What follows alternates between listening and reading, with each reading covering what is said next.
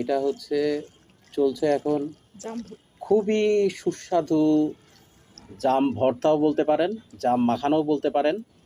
কিন্তু এটার যে কি স্বাদ, এখানে দেয়া হয়েছে প্রথমে আমাদের গাছটা আপনাদেরকে ইচ্ছা করলে দেখাতে পারি কিন্তু সন্ধ্যা, তারপরেও একটু দেখাই। এই যে এই গাছের হচ্ছে জাম পাড়া হয়েছে প্রথমে, এই যে গাছে অলরেডি জাম ধরে আছে, এই যে গাছের জামগুলো পেড়ে তারপরে এই যে এখানে মাখানো হচ্ছে। এখানে দেয়া হয়েছে হচ্ছে ছোট ছোট কুচি কুচি করে কাঁচা ঝাল কাটা হয়েছে, তারপরে হচ্ছে পেঁয়াজ কুচি করে কাটা হয়েছে, আর হচ্ছে লবণ।